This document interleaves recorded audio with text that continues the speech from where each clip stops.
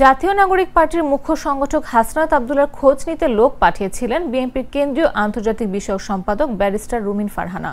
পাশাপাশি উপহারও পাঠান তিনি। শনিবার রাতে ব্রাহ্মণবাড়িয়ার বিজয়নগরের ছতরপুর স্কুল মাঠে আয়োজিত উঠান বৈঠকের প্রধান অতিথি এনসিপি নেতা হাসনাত আব্দুল্লাহর খোঁজ নেন ব্যারিস্টার রুমিন ফারহানা।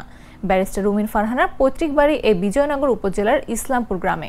হাসনাত আব্দুল্লাহ তার বক্তব্যে বলেন, আমাদের সঙ্গে একটা মনোমালিন্য হয়েছে রুমিন ফারহানার। তিনি অনেকদিন ধরে রাজনীতি করছেন।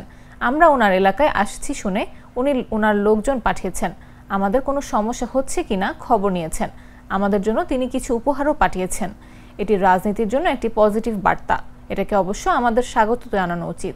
বৈঠকে আরও বক্তব্য রাখেন এনসিপির যুগ্ম সদস্য সচিব এস.এম. সাইফ মোস্তাফিজ ও ডাক্তার মাহমুদা মিতা, যুগ্ম মুখ্য সংগঠক মোহাম্মদ আতাউল্লাহ এবং বিজয়নগর উপজেলা কমিটির প্রধান সমন্বয়কারী আমিনুল হক চৌধুরী। দেশি পাকা টমেটো আর সিক্রেট রেসিপির কম্বিনেশনে তৈরি প্রাণ সসের বস।